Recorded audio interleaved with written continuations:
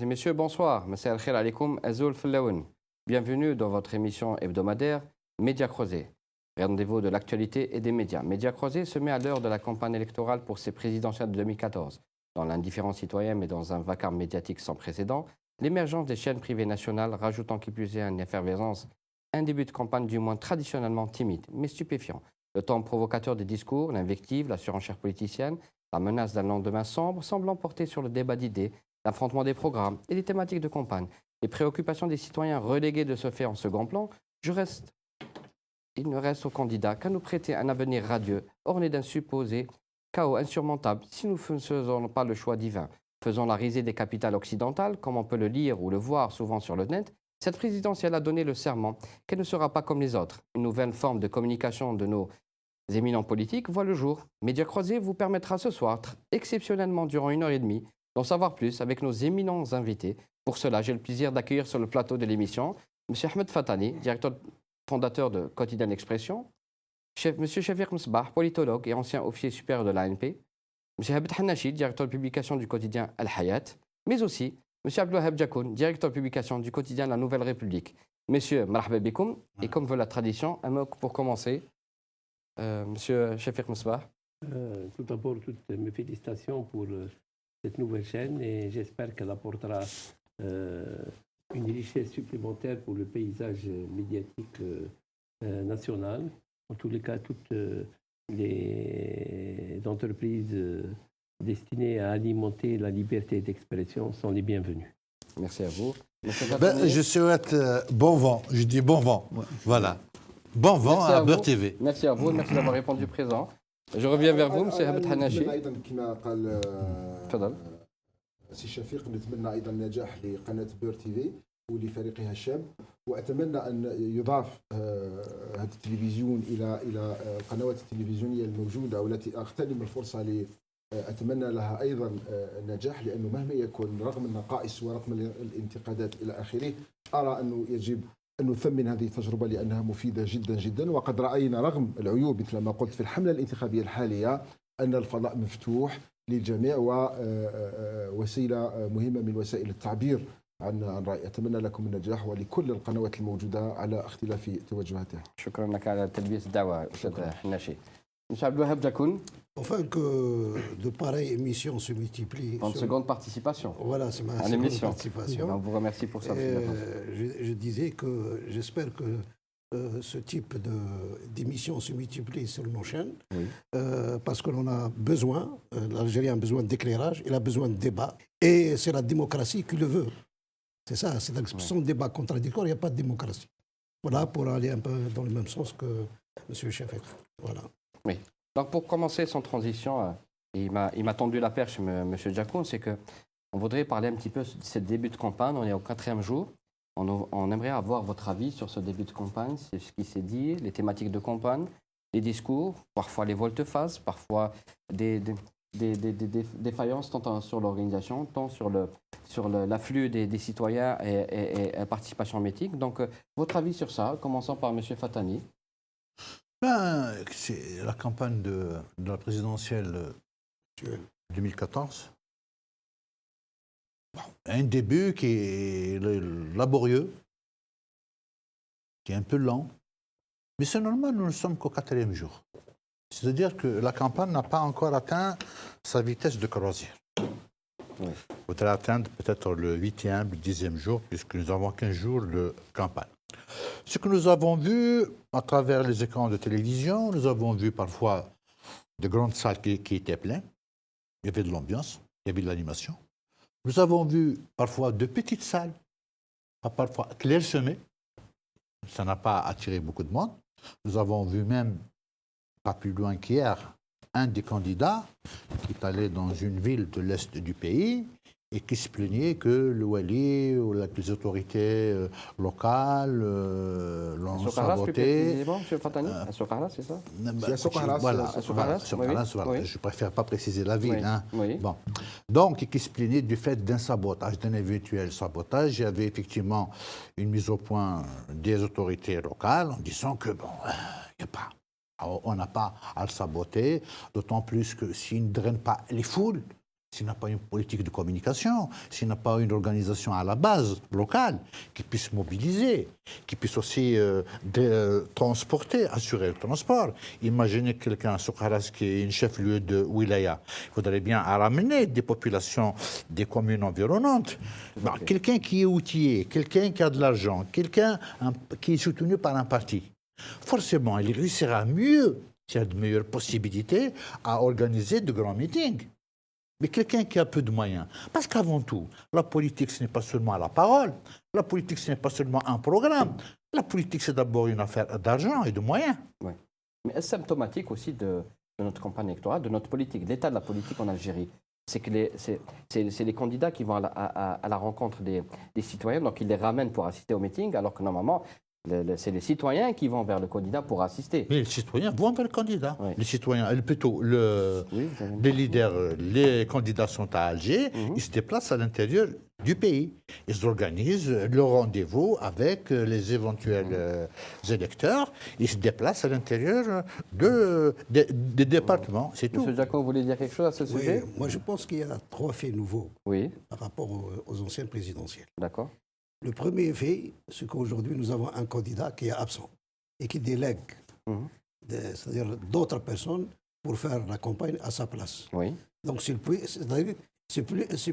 pas lui le principal animateur. Donc, de fait, les gens ne seront pas intéressés. Oui. Secondo, on voit qu'aujourd'hui, le débat politique, et ça, moi, je le constate en tant que sociologue qui a fait aussi un peu de sociologie de l'information. Le débat aujourd'hui, il est sur les réseaux sociaux et sur les chaînes privées. Oui, c'est une tendance, oui. Donc, tout à fait, les Algériens suivent plus aujourd'hui le débat politique à travers les chaînes et à travers les réseaux sociaux que dans les meetings. Il y a aussi, c'est une question de moyens. Autre chose, de mon point de vue, qui explique le non-engouement pour ces élections, c'est l'impression qu'on donne aussi que les élections sont tranchées à l'avance. C'est-à-dire que le résultat est tranché à l'avance. Voilà, c'est-à-dire que nous avons avec le proverbe avec Racham Ahmeda ou Laab Ahmeda. Donc, à partir du moment où il n'y a pas d'enjeu, donc les gens ne sont pas intéressés, il n'y a pas d'enjeu. Ce qui explique que les Algériens se désintéressent du fait politique. Autre chose, on n'a pas de parti politique traditionnel. La plupart des partis politiques qui existent, c'est plus des appareils que des partis politiques qui mobilisent ou qui ont un ancrage dans la société. Il faut le dire aussi. Donc il y a un problème de mobilisation des masses, M. Chafik Msbah. Est-ce que c'est aussi un problème symptomatique de la politique algérienne? C'est un problème symptomatique, mais malheureusement, si on devait examiner le bilan de M. Bouteflika, je pense que son plus grand échec, je ne sais pas si c'est délibéré ou pas délibéré, c'est l'absence d'encadrement de la société et puis la désaffection de la société qui se désintéresse de la politique, qui s'intéresse à d'autres faits plus accessoires. De ce fait, effectivement, je rejoins mon ami Diakoul. Je pense que l'élection du 17 avril n'est pas un enjeu. L'enjeu, c'est ce qui va venir après. Donc il y a une démobilisation citoyenne. Démobilisation, et moi je constate que même la presse l'a rapporté de manière fidèle, même pour des meetings qui devaient s'insérer dans la campagne de M. Bouteflika, il y a eu des salles qui étaient pratiquement vides. D'accord. Donc il faut s'attendre à un taux d'abstention record. D'accord. Donc vous êtes d'accord avec ça, M. Hnachi? تفضل. مع شفيق في جزء أختلف معه في جزء. يعني الأحزاب السياسية الآن لا تستطيع تأطير الجماهير، هذا ليس شيئا جديدا، يعني هو كان قبل مجيء السيد بوتفليقة. ربما الوضع اختلف أو زاد يعني بعد مجيء بوتفليقة، ولكن هذا موجود من قبل. النقطة الثانية أنه حسب رأيي المترشحين الحاليين وفي غياب بوتفليقة، لأنه لا ننسى أنه هو غائب بسبب المرض على كل حال أشفاه الله، شفاه الله. هناك 6 شخصيات سياسية ينوبون عنه أو يمثلونه في التجمعات، يعني هناك نوع من عدم التوازن بين المترشحين. هل هذه استراتيجية مليحة لحظة، حسب رأيي أنه بوتفليقة الآن موجود عبر 6 شخصيات وليس شخصية واحدة. إذا كان هناك مترشحين آخرين كل مترشح يمثل نفسه هو ممثل ب6 شخصيات. ما لاحظناه الآن في اليوم الرابع والحملة الانتخابية تدوم 3 أسابيع أن هناك عجز كبير جدا في استقطاب الجماهير. هل هذا ناتج عن عدم ثقة في هؤلاء المترشحين؟ هل يعود إلى عدم وجود خطاب واضح وجديد ومتجدد؟ هذا في رأيي. هل العزوف ناتج عن غياب رئيس بوتفليقة؟ لا أعتقد أنه غائب عن غياب رئيس بوتفليقة، لأنه الناس أيضا تغيبوا عن حضور تجمعات الشخصيات الأخرى المترشحين الآخرين، بما فيهم السيد علي بن فليس، بما فيهم السيد حنون، بما كل المترشحين، وأيضا السيد سلال والشخصيات الأخرى يمثلون السيد بوتفليقة، ولكنهم عجزوا عن استقطاب هؤلاء الجماهير. حسب رأيي، وأنا أضم صوتي إلى صوت عبد الوهاب وشفيق، ممكن جدا يكون هناك مقاطعة يعني للانتخابات في 17 أفريل، وربما تكون المرة الأولى التي نشهد فيها مثل هذا العجز. يجب أنه نقطة أخيرة وأترك لك المجال. الانتخابات نتاع 2014 تتميز بغياب السيد بوتفليقة مقارنة بالسنوات الأخيرة. يعني هو كان مريض في 2009، ولكن لو كان قدر يقوم بالحملة الآن يعني غائب، ربما هذا أثر بشكل ولو طفيف على سير العملية الانتخابية. أضم صوتي إلى الزملاء، وأعتقد أنه سيكون هناك يعني نوع من المقاطعة كبير بالنسبة سؤال آخر ونعطيك الكلمة لمسيو مصباح. هل العزوف ناتج عن الهفوات وزلات اللسان للطاقم اللي يقود الحملة الانتخابية بوتفليقة؟ هل هذه الزلات لا بضرورة زاد عمق زلات الأخطاء التي ارتكبها خاصة السيد سلال، يعني حسب رأيي ارتكب أخطاء عن ليس عن قصد أو بتعمد، ولكنها أخطاء ما كان ينبغي أن تحصل من شخص بحجم الوزير الأول في الحكومة ومدير حملة الرئيس. يعني إذا كان مسؤول كبير يطلق يعني نكات أو كلام يعني سمج وثقيل على جهة معينة، حتى ولو كان يمزح مع صديقه، ما كان ينبغي أن يستطيع السيد سلال في بيته أو في مجلس خاص مع أصدقائه ممكن أن يتلفظ بهذا الكلام، ولكن في قاعة بحضور الصحافة وهو في حجم هذا المسؤول ما كان ينبغي أن يحصل. المشكلة في هذه النقطة بالذات أنه هناك استنكار من طرف جهة معينة، يعني وهذا من حقهم، خاصة لما نعلم أنه مترشح مهم وكبير يعني ومحترم هو السيد علي بن فليس من منطقة الشاوية، يعني شاوي. كثير جزء من الرأي العام يعتقد أنه السيد سلال كان يقصد في سيد بن فليس، وهذا مشكلة كبيرة. أنا أغتنم الفرصة لأشيد بموقف سيد بن فليس، لأنه لم يستغل هذه الهفوة الكبيرة من السيد سلال، وكان شخص مسؤول يعني في هذه النقطة. طبعا أنا لا أدعم الآن أو لا أساند سيد بن فليس أو أعارضه، إنما أريد أن أسجل هذه النقطة التي فعلا يعني عبر من خلالها أنه رجل مسؤول.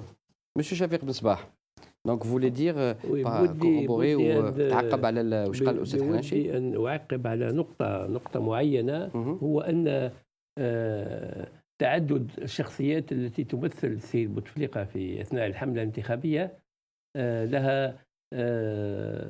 لها نتيجة عكسية، لأن لاحظنا مثلا أن السيد بن خدم ينتقد السيد سلال، ويبدو أن السيد سعيداني يختلف في التحليل مع متدخلين آخرين، فيبدو جليا نتكلم على عودة بالخادم إلى الحزب، إلى أمانة الحزب، أمانة العامة. جليا أن هناك عدم وجود تنسيق مبين بين الأطراف المتدخلة، فكل واحد وكأنه يعرض برنامج مختلف للمترشح عبد العزيز بوتفليقة. دونك نشوفوا هنا اسكو كاين غياب دان اوركستر ان شيف دوركستر في لا كوندويت دا كومباني الكتورال دو كانديدا بوتفليقة. Je ne pense pas que les 6, c'est-à-dire aujourd'hui, personnes choisies par le président pour faire sa campagne sont capables de le remplacer. Dans les faits, on l'a vu. Autre chose, il ne suffit pas. Il ne suffit pas que des gens remplacent un candidat potentiel. On ne voit pas un mot d'ordre central. On ne voit pas un canevas de compagnie. Exact, oui. C'est des idées éparses. Oui. Chacun essaie de les développer à sa manière, sans qu'elles obéissent à une logique générale. Il n'y a pas. Moi, je ne vois pas La comparance entre candidats, M. Jacot l'intérêt, par exemple, de la qualification de l'équipe nationale à 2 reprises par Bouteflika pour drainer, ou là, pour parler de son programme. Moi, personnellement, j'étais sidéré quand j'ai entendu, avec tout le respect que je le porte, M. Silla, est-ce que c'est de cette manière-là qu'on c'est un veut peu démagogique, populiste qu'on veut mobiliser les Algériens? D'accord. Non, c'est pas de cette Il n'y a que manière. le football qui est Non, fédérateur. le mérite revient avant tout aux joueurs. Oui. Le mérite revient, c'est-à-dire, moi, il faut la reconnaître ça. Moi, je dis, il n'y a pas un modèle central. Quel est le modèle central aujourd'hui? De mon point de vue, la campagne devrait se tourner autour d'un mal qui est en train d'enroger la société, un phénomène qui est en train d'enroger la société, c'est la corruption. Oui. Il est rare, par exemple, de voir des candidats, par exemple, mener la campagne autour de ce parce qu'il y va même de la sécurité du pays. Oui. Quand on touche à son attaque, ça veut dire qu'on touche à la sécurité du pays. Parce que c'est comment dirais-je, le trésor, c'est-à-dire le moment où on est, c'est le nerf de la guerre. Et voilà, c'est ça. C'est-à-dire, quand on touche à son attaque, c'est comme on a touché à la sécurité nationale. Ouais. Donc, de mon point de vue, il n'y a pas, jusqu'à maintenant, je ne vois pas, c'est-à-dire, ces campagnes, à quelle logique elles obéissent. Mais là, on est dans un exercice de promotion de la candidature d'un candidat X, que ce soit pour Mme Hannoun, que ce soit pour M. Bouteflika, pour M. Ali Benflis. Mais pourquoi c'est symptomatique des 6 représentants du candidat Bouteflika, parfois avec des défaillances un peu la parole. Oui, bien sûr. Aujourd'hui, la campagne, par exemple, du candidat Bouteflika, elle est menée sur 2 thèmes, les réalisations et la stabilité. D'accord. Les réalisations, il faut le dire aussi, c'est grâce à une bouah-bouah malienne. Donc, c'est l'argent qui appartient au peuple, donc il est là pour le dépenser. Mais est-ce qu'on va remettre en cause pour autant les réalisations du président de la République? Non, je ne suis pas en train de le remettre en cause. Jusqu'à maintenant, on n'a pas fait encore le bilan. Très bien. Donc, et moi, je ne suis pas là, ici, je ne suis pas le mieux indiqué pour en parler. Très bien. Parce que je suis profane en la matière, ce n'est pas mon domaine. Autre chose, c'est-à-dire la stabilité. La stabilité, ce n'est pas le fait d'une personne, c'est le fait des institutions de l'État. Je suis désolé. Il y a la société civile qui a contribué largement. Oui. Il y a aussi les services de sécurité, il faut le dire.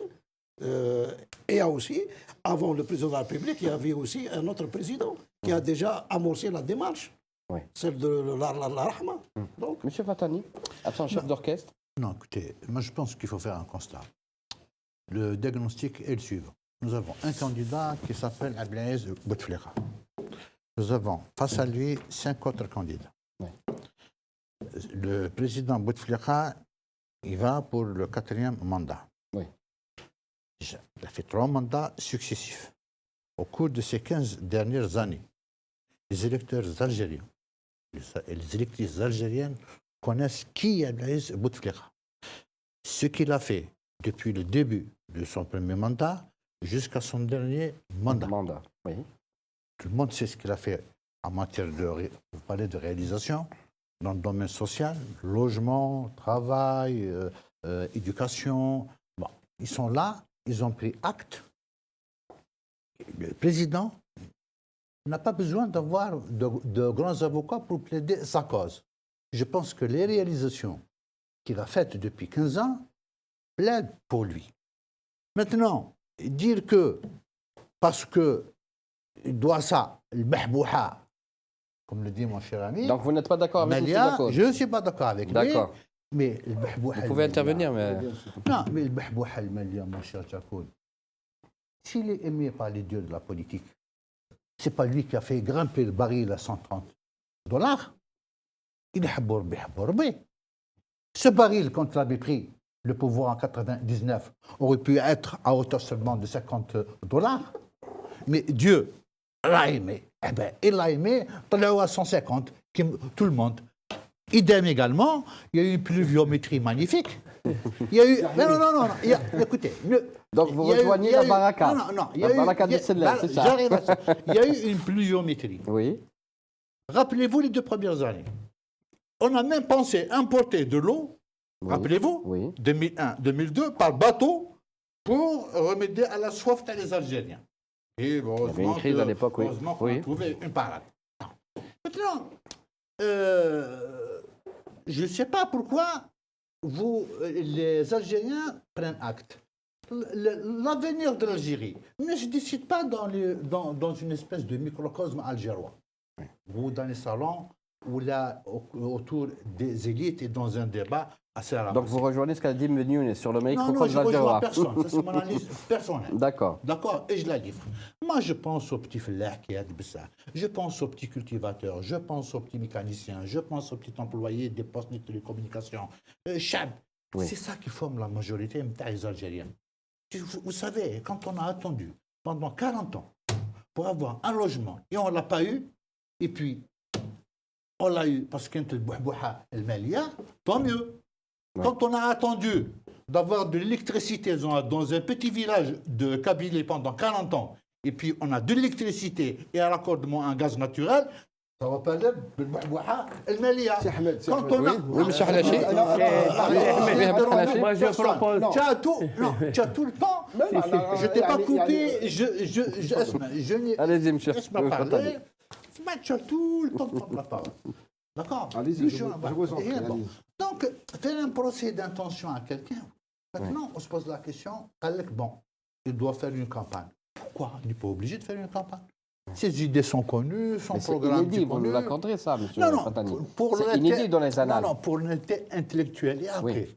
Mais on n'oblige pas, il n'y a pas eu de loi qui oblige le candidat à faire campagne. Tout à fait. Non, il y a D'accord. l'obligation morale, c'est Ahmed. Non, écoutez. Non, dans ce cas-là, moi, je vous propose... Nous parlons de loi ou je vous d'obligation propose- morale. je vous propose Moi mieux. aussi, je peux vous faire le propose reproche. mieux. C'est pas la peine d'organiser ce scrutin, n'avoir il faut pas respecté l'introniser. cette obligation morale de dire au candidat, oui, actuellement, il est encore malade, Oui. il ne peut pas assumer Non. sa campagne. سي احمد C'est tout. لحظه pourquoi vous سي أحمد، jetez- لا، دقيقه لا، يعني logiquement, Oui, في هذه monsieur النقطه في هذه Habib النقطه Kanachi. فرق في Allez-y. هذه النقطه Oui. انا رايي انه رايي لا يوجد او لا يحق، هذا رايي الخاص، لا يحق لاي شخص ان يقول انه الرئيس يجب ان يترشح او لا يترشح او هذا يدلي مفروغ بخطاب منه. لحظه او يدلي بخطاب او لا يدلي بالخطاب في الحمله الانتخابيه. هذه امور تعود اليه شخصيا، هو الذي يقدر ويقرر اذا ما كان وضعه الصحي او الاخلاقي او السياسي يسمح له بمخاطبه شاب او لا، او ترشح ام لا. المطلوب في مثل هذه الحاله هو ان يتم تطبيق القانون. يعني الان المعارضه، انا كنت ارفض ان تطالب حركه بركات او احزاب المعارضه من الرئيس الا يترشح، ويقول لك ما عندوش الحق يترشح. لا، رايي من حقه يترشح. الان المفروض ان نقوم بمعركه عند المجلس الدستوري وعند المختصين حتى نطالب بتطبيق القانون. اذا كان القانون لا يسمح للرئيس بان لا يترشح، تطبيق القانون. هذا في النقطه الاولى. اسمح لي يا شفيق. النقطه الثانيه، صحيح أن رئيس بوتفليقة كان عنده، أنا لا أقول أن الله يحبه أو إن الله لا يكره أحدا، أقول أنه كان محظوظ لأنه في 99 لما جاء فعلا يعني الطقس كان صالحوه، تساقطت الامطار، طلع البترول يعني. لا انا متفق معك، متفق معك. رئيس طلع البترول والوفره مثل ما قال عبد الوهاب، الوفره الماليه، البحبوحه الماليه سمحت له باش يقوم بانجازات. وانا من الناس اللي يقولوا بان الرئيس قام ببعض الانجازات، يجب ان ننكر هذا في ليزانفراستركتور، في السكن، في كثير من الاشياء للشباب. ولكن النقطة التي يجب أن نتوقف عنها هي الثمن الذي تم دفعه لتحقيق هذه المنجزات. يعني لما تروح أكثر من 700 مليار دولار، مثلا 700 مليار دولار، ولم نتمكن من خلق الثروة، ما قدرناش نخلقوا لا ريشاس. نعطيك مثلا، طيب كل الجزائريين يعجبهم لوطوروت الآن الحمد لله، ولينا نروحوا من الشرق للغرب في 4 ساعات بفراحة، ولكن ثمن تاع لوطوروت غالي جدا جدا. أنت تعرف سي أحمد أنه لوطوروت يعني كان يكلف تقريبا ضعف ثمنه، ضعف الكلفه تاعو. نحن عندنا اللوطوروت تاعنا اكبر، الكلفه تاع اللوطوروت هي الاكبر والاغلى في العالم. في دول الخليج وين كان الصحراء فقط يعني الامور سهله اقل.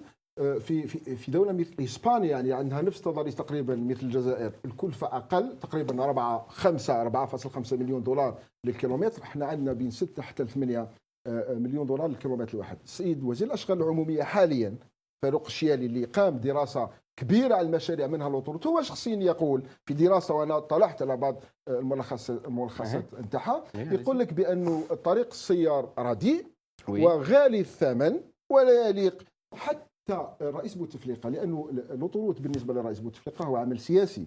انه طلب يدفع الثمن، طلب من الحكومه تاعو ان يوفر لهم كل الاموال باش يديروا له اوتوروت في وقت معين، لانه هو يستغلوا سياسيين، هذا من حقه. تعرف انه المفروض انه الاوتوروت ينتهي يتم تسليمه الى الجزائريين في جونفي 2010 17. انا شفت بعض الاوراق 17 جونفي 2010. لحد الان مازال الاوتوروت ما خلاش. بعض الدراسات حتى الوزير الحالي يعترف بانه حتى ديسمبر 2015 وما نقدروش نسلموا لوطوروت. هنا هو المشكل. لحظه، النقطه الثانيه التي يجب ان يتناولها الان المترشحون هي الفساد. صحيح انه رئيس بوتفليقه في هذا الصدد سؤال. لا لو سمحت تكملي، تفضل. لو سمحت لحظه سي احمد، لحظه سي احمد. انا قلت لك لحظه ساترك. انا لم اقاطع. Le thème de la corruption n'a pas encore abordé. لحظه لا النقطه فقط. Le thème de l'autoroute n'a pas encore abordé. نطرح هذا السؤال وتكمل تعقب عليه. Est-ce que nous sommes sur des thématiques de campagne inspirées des préoccupations des citoyens, ou plutôt sommes-nous dans une forme de confrontation à l'usure où l'argent fera le reste? Est-ce que في بالك أن نجاح أي كانديدا في هذه الرئاسيات هو راح الفاصل فيه راح يكون المال؟ لحظة. لا moi je suis pas ici pour faire le bilan de Bouteflika. لا arrêtons.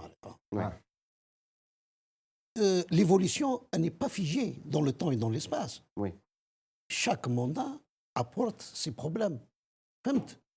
C'est-à-dire, on n'a pas dit que Bouteflika n'a pas réglé des problèmes, mais en réglant des problèmes. C'est-à-dire, il en a créé d'autres. Bien sûr. D'accord. Il y a d'autres besoins qui sont créés. D'accord. Alhamdoulilah, je l'ai dit même à haute voix, les Algériens vivent aujourd'hui dans un semblant de prospérité.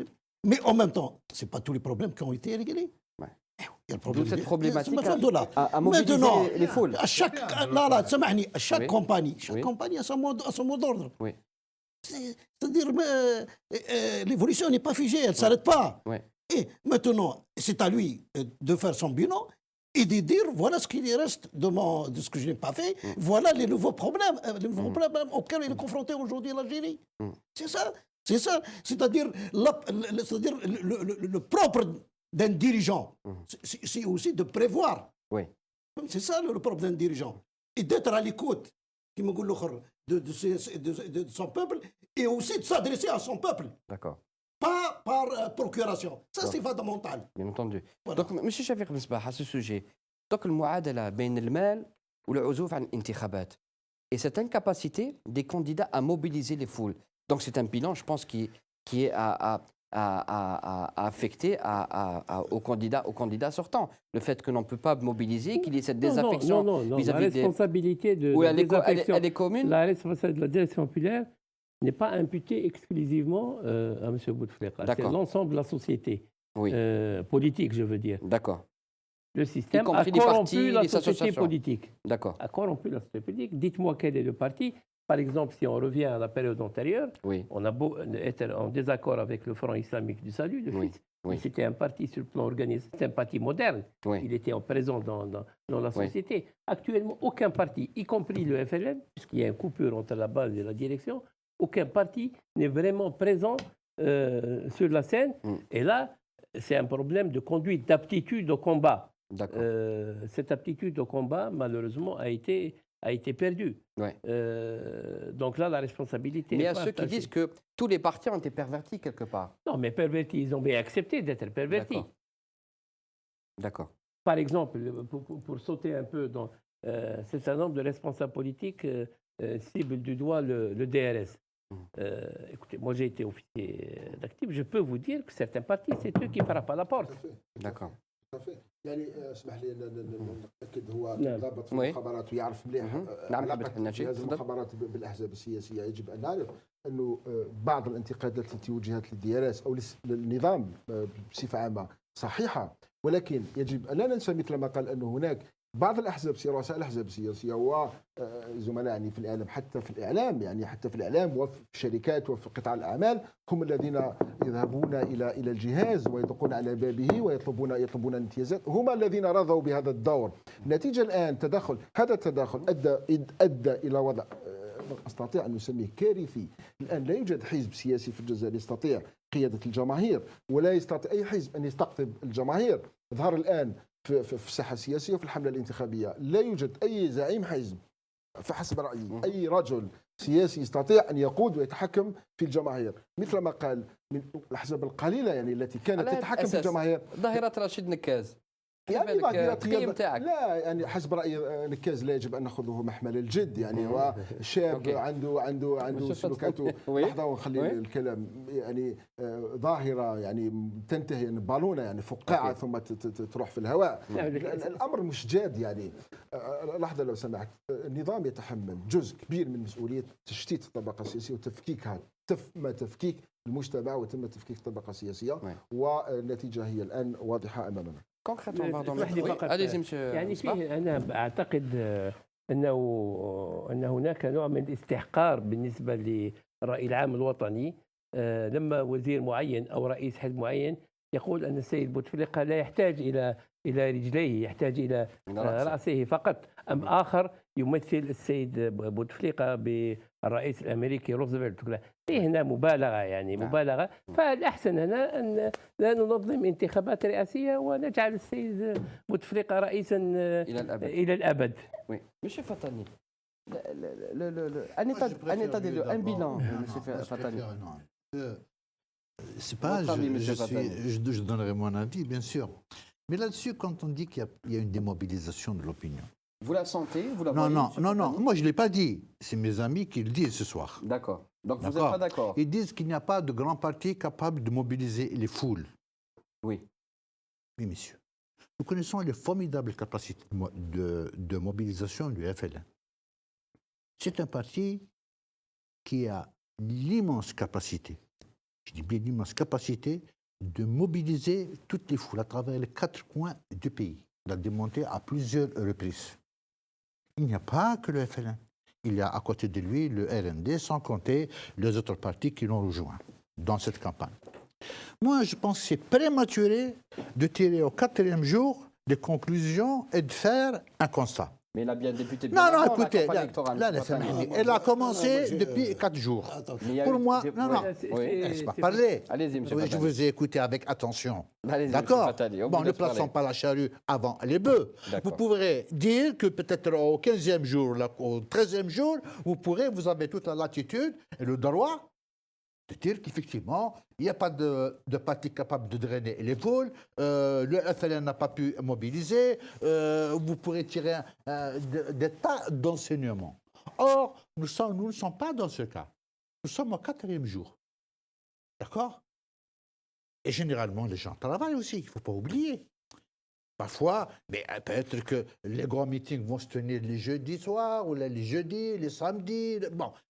Les vendredis, je ne sais pas comment que la programmation a été faite, mais je refuse catégoriquement le fait de dire qu'il n'y a pas de grand parti capable de mobiliser les foules. On l'a démontré de par le passé. Mais ce que nous ça voyons fait 50 sur ans les médias, que nous connaissons les capacités, les formidables capacités du FLN. Vous êtes des gens avertis, des gens informés, vous avez une expérience et tout. Laissons le temps au temps. لا أنا بالنسبة لي je ne peux pas émettre une telle idée, je ne peux pas faire un procès d'intention envers certains. Je respecte les candidats, je ne suis ni avec personne, je suis neutre dans cette question.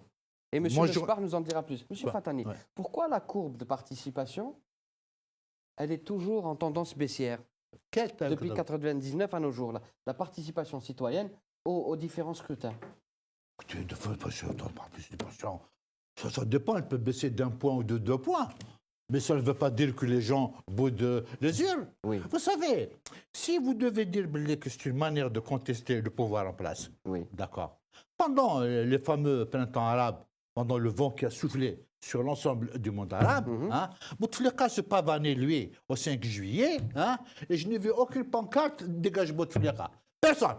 Il est trop le stade et ils applaudissaient. Je ne suis pas là pour être l'avocat de Bouteflika. Je ne suis pas avec lui, alhamdoulilah. J'ai même été attaqué pour offense au chef de l'État, jugé et condamné.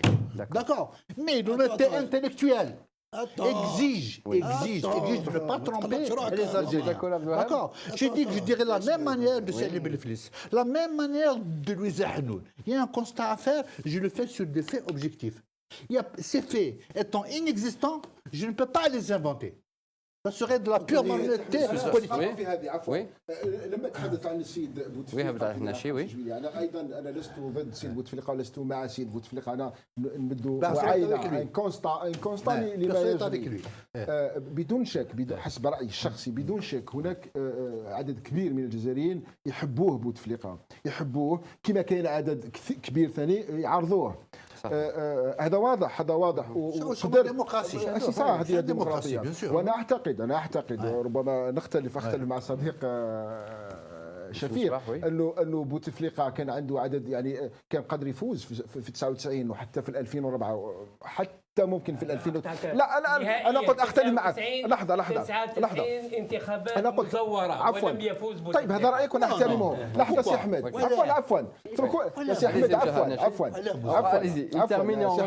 انا هذا رايي انه عدد كبير لانه انا استمع الى انشغالات الجزائريين في الداخل في الولايات الداخليه. الجزائر ماهيش العاصمه، الجزائر في الداخل. اعتقد انهم يحبوه بوتفليقه. المشكله اللي صارت الان يجب ان نعترف بهذا وما نخبيش انه حتى الذين يحبونه ويدعمونه جزء كبير منهم لما ترشح وهو مريض ربي يشافيه تبدل المعطى تبدل. قال لك المفروض انه يروح يريح. انا لا اتحدث عن نفسي، اتحدث عن وجهه نظر جزء من المجتمع. يقول لك كان لازم يروح يريح راسنا نديروا فوق نحطوا فوق راسنا رئيسنا، ولكن ما كانش لازم يترشح هو بهذا الشكل. المعطى عفوا عبد الوهاب ممكن هنا المعطى يتغير، ممكن انا لا اعرف. ما كانش هناك سونداج، ما كانش هناك عمليه سبر للراي، ما نعرفوش اسكو الشعب معاه ولا الشعب ضده. في المجتمع كان اللي معاه كان اللي ضده، ممكن جدا كان اللي زادوا ولا اكثر يعني تراجعوا ملي كانوا انا متفق معك. النقطه اللي اريد ان اتناولها انه علاش العزوف. انا اعتقد انه هناك فعلا عزوف. نترك لك المجال عبد الوهاب.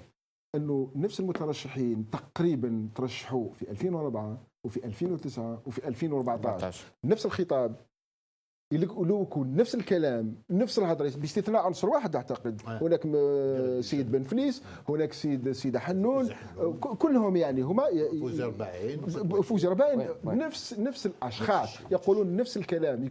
الا عبد العزيز بالعيد. الان الشعب سمع هذا الكلام، ممكن يكون مل هذا الكلام.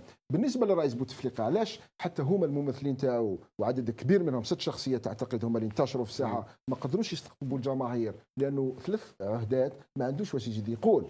هدر على المصالحه الوطنيه، هدر على الاستقرار، هدر. الان دار انجازات لا حتى واحد ما ينكر الانجازات. الجانب انا قلت التنموي الانفراستركتير الى اخره اعتقد انه عجز باش يخلق الثروه. هناك ما دارش اصلاحات في السياسه. الان المجتمع السياسي تدهور، تفكك، احزاب تفكت. يعني سي احمد لحظه برك يعني اظن انه الجزائر بهذا الغنى وهذا التنوع يعني فيها فقط هدروا على الاحزاب اللي راهم يدوروا يعني 113 حزب وشفنا 113 مترشح يعني مع احترامي لهم لا يمثلون الا انفسهم. يعني هل يعقل أن الجزائر فيها هذه الوجوه فقط؟ عندنا شخصيات كبيرة يعني سحبت. أنا أحين كجزائري إلى 99 وين عندنا محفوظ نحناح وجاب الله عبد الله وسعيد سعدي وأيت حمد وسي مولود حمروش وسي علي بن فليس صحيح، أو السيدة لويزا حنون، السيد عبد العزيز بوتفليقة أيضا، السيد أحمد طالب الإبراهيمي، السيد أحمد غزالي. يعني نحن نتدهور يوما بعد يوم، وهي النتيجة اللي الآن لو غدوة الله لا يقدر يصرى مشكل في المجتمع لا يوجد أي شخص سياسي يقدر يأطره ويتحكم فيه. هذا رأيي، وهذا أعتقد اتفق مع سي شفيق في الكونستا هذا. عبد الواحد جاكون اسمح لي كلمة. تفضل سي شفيق. قلت باللي فيه مجتمع افتراضي ومجتمع حقيقي. نعم. يعني كل واحد يسير في الدرب تاعو. السرب تاعو. وانا اعتقد ان القطيعه كبيره، سمعت يعني كبيره مهما كان شو جاكون العزوف ونعم الاسباب والتداعيات. C'est que le problème il est profond. Le problème profond. C'est-à-dire maintenant si on parle du FLN en tant que parti mobilisateur, moi je reviens à l'époque de Boumediene. Pourquoi Boumediene s'est rabattu sur les paxistes? Parce que le Ben Ali n'est pas devenu un instrument de réalisation. C'est devenu un appareil hostile déjà à la démarche du défunt président. Donc moi je ne vais pas rentrer dans... Non, je ne vais pas dans les... Je vais pas dans les... Oui, d'accord.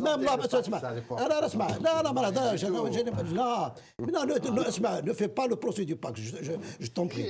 Je t'en prie, on arrête ici. Non, on arrête ici. Là, moi je suis en train d'analyser. Je donne un fait. Je donne un fait. Oui. Les officiers de la révolution en Grèce, c'est tous des paxistes. Je suis désolé. Il y a des faits tangibles. On ne peut pas occulter ça. Pour moi, pendant la décennie noire, ça veut dire tout le monde a participé. Si ce n'est les patriotes, si ce n'est la garde communale, si ce n'est la société civile, où étaient les partis politiques? Où étaient les partis politiques? Mais la nouvelle génération, M. Diakoun, elle n'a pas vécu ça. Mais pourquoi elle n'est pas présente, cette nouvelle génération? Quand on veut légitimer un mandat, sur une institution aussi sensible que le DRS et sont le premier responsable, ça c'est grave. Vous êtes le premier chef de l'armée algérienne. Si vous assumez votre rôle en tant que chef, vous ne tolérez pas ce genre de dérapage. Il y va de la sécurité du pays. Mais est-ce que... Il y va du pouvoir de négociation du pays. Mais est-ce que... Justement, pour revenir, au débat. Celui qui a mené cette campagne, il fait partie de l'entourage du président de la République. Non, il faut avoir parfois le courage de dire... Mais quelque part, il a été marginalisé pour la campagne, non? Non, il faut avoir le courage de dire de certaines choses. Parce que, Kemal Sid, quand on épuise tout, et on n'a plus d'arguments. C'est-à-dire, on va vers une institution aussi sensible, pensant qu'elle est décriée dans la société, Au contraire, les Algériens appréhendent cette division au sein du sommet de l'État. Pour eux, ça peut être un virage dangereux pour la sécurité du pays, et parce que les Algériens aussi en ont souffert. Ils en ont souffert pendant la décennie noire. Et autre chose, il ne faut pas aussi exploiter un sentiment aussi légitime que de vivre dans la stabilité, que de vivre dans le calme, pour pouvoir passer ce qu'on veut. Ça, c'est-à-dire que ce n'est pas honnête et ce n'est pas moral. Mais M. Diakoun, allez-y. Juste rebondir sur cette... Moi-même, en toute honnêteté, pour dire que j'ai un jugement objectif sur M. Bouteflika. Il est clair que je ne suis pas du tout dans son camp, mais j'ai un jugement objectif. Quand, après son retour de France, il y a eu les mesures que l'on connaît concernant le DRS, etc., je me suis posé la question parce que j'ai bien étudié le comportement de M. Bouteflika depuis qu'il était ministre des Affaires étrangères. D'accord. Donc, c'est un bonhomme qui est gradualiste dans la démarche. Ce n'est pas un responsable qui recherche la confrontation tempestive. Donc, c'est raisonnable. C'est un responsable qui tient compte des équilibres internes au système ou à l'institution, par exemple l'armée. Et c'est un responsable qui tient compte de la donne internationale.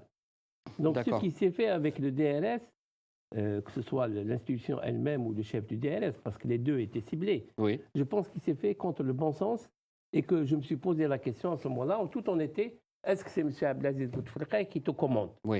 Et je suis arrivé à la conclusion que même s'il était aux commandes, il n'était pas totalement aux commandes. On a fait pression sur lui pourquoi cette attaque contre DRS. Ce n'est pas une histoire de police politique. Donc c'est un problème d'enquête sur la grande corruption. Donc pour revenir à la thématique de l'émission, est-ce que vous pensez que, de par ces déclarations d'avant-campagne, début de campagne qui est au 4e jour, donc ces déclarations, ces défaillances en communication, parfois, lors des événements de Gardaïa, lors des événements qui ont survenu avec les rapes des enfants, donc il y a absence parfois des politiques, une absence vraiment très symptomatique du malaise que nous vivons. Les citoyens, cette nouvelle génération, M. Diakoun, qui n'a pas vécu les affres de la dernière décennie, mais qui sont justement maintenant qui sont en complète désaffection par rapport à la chose politique. Ils ne sont pas intéressés par rapport à ça. Et ce qui constitue, je pense, que le plus grand rôle dans la réussite de ces élections. Parce que الانتخاب الآن راهو كما نقول لك بأكثر من 60% متكون من ناس من 18 سنة إلى 35 سنة. لأن كما قلت la catégorie traditionnelle qui votait FLN, qui votait d'autres partis traditionnellement, qui allait aux urnes. Donc c'est une catégorie qui se raréfie de plus en plus. Donc là, mais quand je te dis, est-ce que le tabac siyasiya emporte la responsabilité, mais ce n'est pas que Bouteflika qui doit emporter la responsabilité. Votre avis sur ça, Monsieur Fatani? Vous savez, on ne peut pas diaboliser un homme comme ça gratuitement. Je ne partage pas le point de vue de certains de mes camarades aujourd'hui. On a tendance à vite jeter la pierre, par exemple, au président Bouteflika. C'est vrai que la question qui se représente pour un 4e mandat a soulevé beaucoup d'interrogations. Pourquoi un homme malade, un homme affaibli par la maladie, a choisi de se représenter? Je me suis longuement interrogé sur ça. Vous y croyez, la stabilité? Un homme d'une grande intelligence. Je dis bien. Il y a Christian Malard, que vous connaissez tous, docteur, qui est un grand journaliste qui est spécialisé dans les questions arabes, qui a eu l'occasion d'interviewer de grands chefs d'État comme Clinton, comme j'en passe, comme les Bush, comme les Moubarak et tout. Donc il a fait un livre de portraits, où il a dépeint un peu le portrait psychologique de chacun des chefs d'État qu'il a rencontrés et des rois. Parlant de Bouteflika, je résume ça. Il a dit que c'est le chef d'État le plus intelligent du monde arabe, mais il est arrogant. C'est sa conclusion. Hein. Oui. Maintenant, un homme qui a une expérience politique, comme Bouteflika, un homme qui a une grande expertise des problèmes, un homme d'État, on ne peut pas lui refuser ça. Bon. Il est malade. Il remet le tapis pour aller vers un 4e mandat. Ça surprit beaucoup de gens, même ses amis, même ses soutiens. قال وصل المرحلة وين الرجل هذا il a besoin de repos, il a besoin de regarder, et même en n'étant plus chef d'État, il peut contribuer de par son expérience à apporter. On a vu la sortie du président Zeroual, la dernière fois avec sa lettre. Il a eu un impact. C'est un grand chef d'État qui a laissé de très bons souvenirs. Nous le respectons. Bon. Et puis, pourquoi Bouteflika? Moi, je pense que pour désigner un successeur, d'une manière générale, dans chaque pays, cela s'est fait en France, par exemple, sous Mitterrand. Quand il a fallu, au bout de son 2e mandat, au terme d'une maladie qui s'est déclarée lors de son 1er mandat, au bout du 3e mois, octobre. Il a été surpris. Il a achevé son 1er mandat. Il s'est représenté pour le 2e mandat avec un cancer de la prostate. Et les médecins ne lui donnaient pas plus de 3 ans. Il a fait 12 ans. Il a fait quand même deux septennats. Deux septennats, 14 ans. Vous pensez qu'en 1995, quant aux élections françaises, pourquoi je cite la France, c'est un pays que nous connaissons bien. Vous pensez que le PS, le Parti socialiste français, pour choisir un candidat, ne s'est pas remis à l'avis du président Mitterrand? Je suis sûr et certain que c'est son avis qui a tranché. Une fois que Delors, je ne suis pas partant parce que c'était le meilleur, il est resté que Jospin, qui était secrétaire du Parti socialiste. C'est le maire qui puisse demain, il a été ministre, puis il a fréquenté, donc il peut demain, effectivement, c'est le seul dans l'équipe du PS qui puisse lui succéder. Non, je n'ai pas terminé. Juste pour avancer dans le débat. Oui, allez-y, monsieur. Avançons dans le débat. Je me suis interrogé pourquoi il a remis le tapis sur ça. Donc, je suis sûr que Bouteflika aussi. Est-ce que le 4e mandat, en son idée, il sait qu'il est malade, il sait qu'il ne peut pas travailler 15 heures par jour. Lui qui donnait c'est Bouteflika qui donnait ses conseils à Sarkozy en 2005. Quand Sarkozy était ministre de l'Intérieur, il est venu à Alger. Il a voulu se présenter en 2007. Dans le livre écrit, certainement que vous avez lu, par une Iranienne, Sarah, j'ai oublié, ce que l'Aube doit, je ne sais pas, il a dit, alors Bouteflika, elle a rapporté ses propos de Bouteflika et ses conseils à Sarkozy, que pour être chef d'État, il faut avoir une santé de fer. C'est Bouteflika qui donnait ces mêmes conseils. Vous avez lu le livre, je suppose. Or, un homme de l'envergure, de la dimension de Bouteflika, je suis sûr qu'en son idée, il y a quelque chose qui l'a poussé à aller vers le 4e mandat. Mais je ne vois pas que c'est pour protéger son clan ou c'est pour autre chose. Vous n'y croyez pas, M. Fatani? Non, non, moi je pense que très sincèrement, que étant donné la conjoncture régionale au Maghreb, principalement les pays du Maghreb qui ont connu deux révolutions importantes, qui sont à nos frontières, la Tunisie et la Libye, ne sont pas à l'abri d'une provocation, d'une agression. Ça existe. C'est une hypothèse de travail. Donc la menace On y existe. croit ou pas? Oui, bien sûr, la menace plane. Pourquoi pas? Bon, peut-être que il aurait choisi, s'il n'avait pas son AVC, dans de meilleures conditions, son successeur, parce qu'effectivement, il faut préparer un successeur. Et vous êtes assez bien placé que beaucoup de chefs d'État ne s'en vont pas comme ça, avec leur bagage. Ils font en sorte d'adouber quelqu'un et de le mettre sur l'orbite. Ouais. Voilà. Donc, il n'a pas eu ce temps à cause de sa maladie. Est-ce que vous comptez un an et demi, ou quelques mois, je ne sais pas ce qu'il y a dans la tête du président. Lui-même, il est conscient qu'il est malade. Il a dit dans sa dernière Monsieur lettre, Fatani. adressée aux Algériens, qui est tombé il y a 4 jours. Ouais. Je ne sais pas, vous l'avez Monsieur dit. Fatani. Gars, je suis miné par la maladie. Je vous pose une question. Donc, ne faisons pas un procès Oui. d'intention. S'il vous plaît. Non, moi, Oui, Je vous pose Je reviens vers vous. une question précise. Allez-y, M. Bsba. Est-ce que vous pensez que le président Bouteflika est totalement autonome par rapport au cercle qui l'entoure, notamment son frère Saïd vous Bouteflika? connaissez-vous un chef d'État qui soit autonome à son entourage? Prenons le cas de Jacques Chirac quand il a été élu. Oui. Hein? D'accord. Oui. Le secrétaire général Oui. de Villepin, 2 mois après, ne l'a pas intoxiqué, il faut dissoudre l'Assemblée nationale. Et quand il a dissous l'Assemblée nationale, que s'est-il produit? Le PS. Le PS a pris le pouvoir. Oui. Il n'y a pas un chef d'État qui ne peut pas subir l'influence maléfique Oui. d'un conseiller. Oui. Eh ben, il y a Monsieur eu Fatani. ça. C'est Monsieur tout. Fatani. Vous Pour qu'on avance dans le débat. pensez- Oui. Écoutez, non, non, ملاحظة باختصار باختصار vous تفضل. parlez.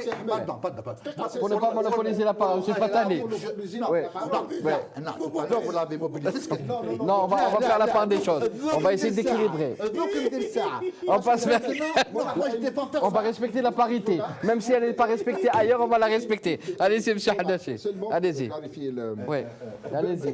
Allez-y. سي حماد Allez-y. انا اظن انه لا الجزائر Oui. هي فرنسا ولا الرئيس بوتفليقه هو شراك ليسيموا بارلي سيل فو بلي Allez-y. تيرميني ما Allez-y, Abed Hanachi. Allez-y. اعتقد ان المقارنه بين الجزائر وفرنسا خاطئ تماما. علاش؟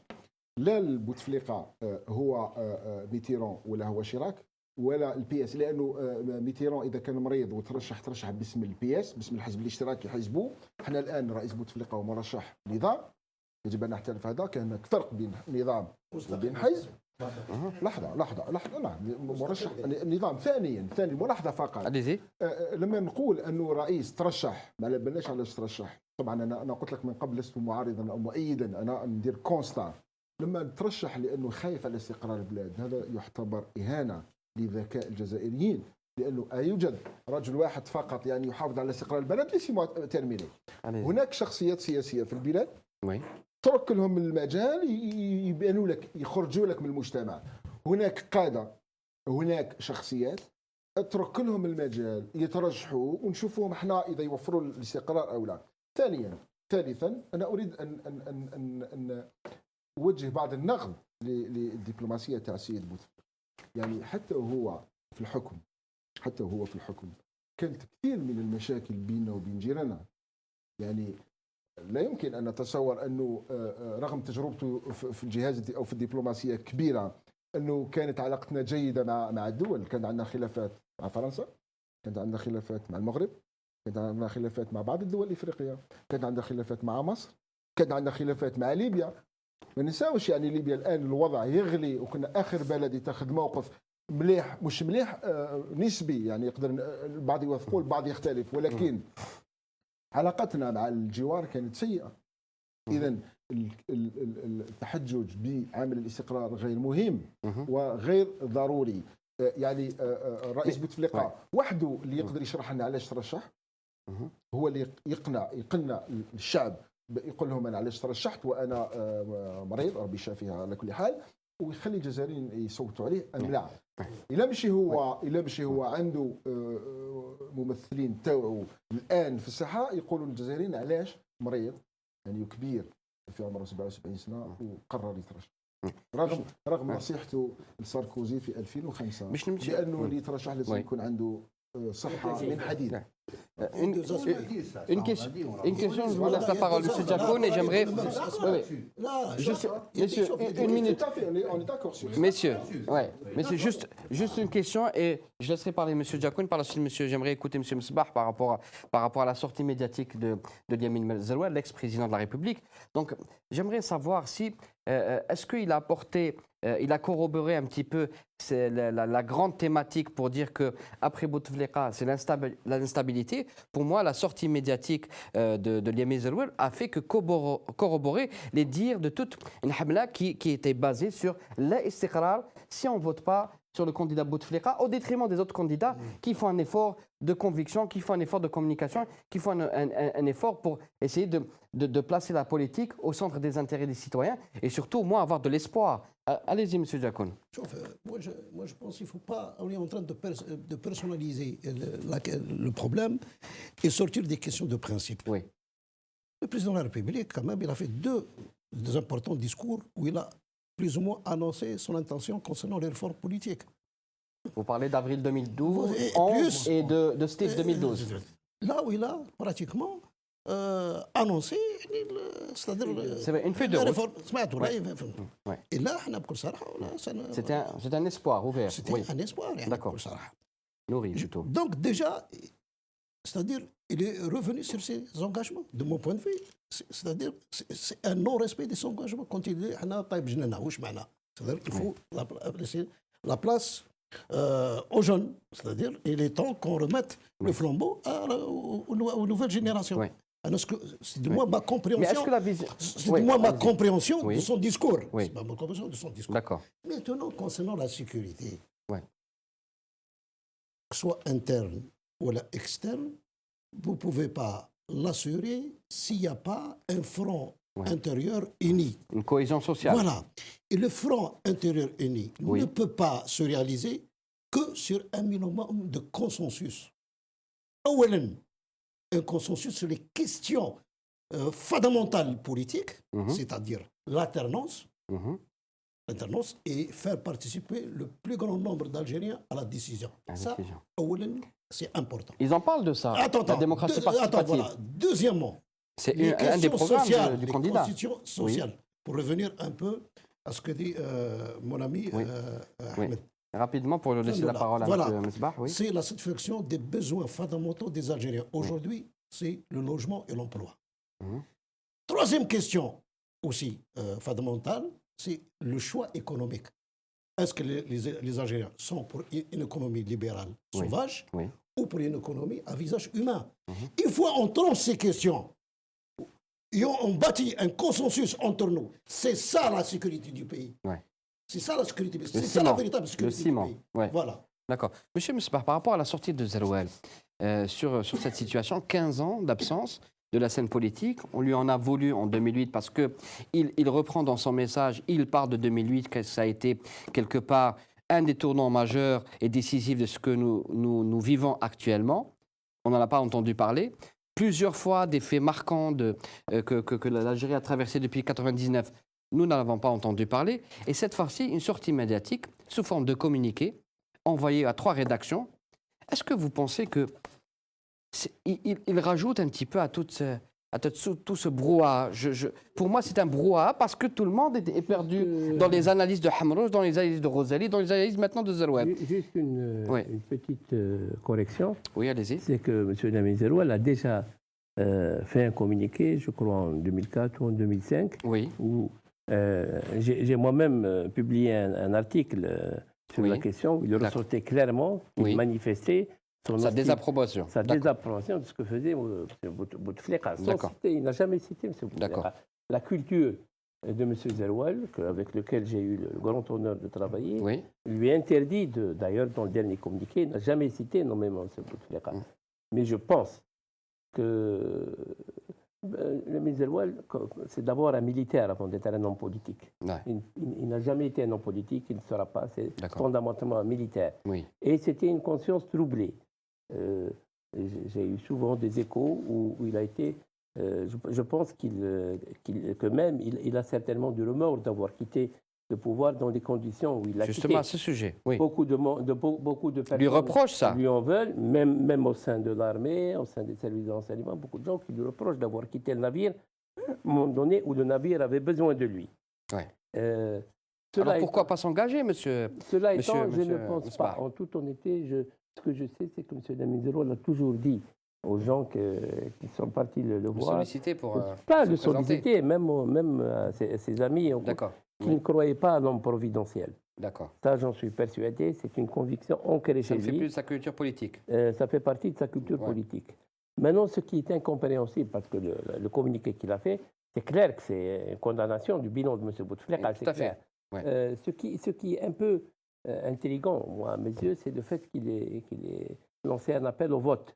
Oui, Mais ça aussi, il y a une explication. C'est que je suis persuadé que M. Lamine Zerouel, de par sa culture, Mhm. ne peut pas concevoir qu'un ancien chef d'État appelle au boycott. Ouais, ouais. Donc je pense qu'il a Ouais. fait le mais, geste. mais à ce sujet, messieurs, moi je vois le désespoir partout. Zerouel nous dit qu'on va vers une situation dramatique. Quand on parle de Bouteflika, sans lui, il y a une grande instabilité. Qui peut donner espoir à nos citoyens pour qu'ils aillent voter le 17 avril? Du bon sens dans tout ça. En parlant de la lettre du président, Oui, monsieur Vatani, oui. j'ai plus grand honnête. J'aime les hommes.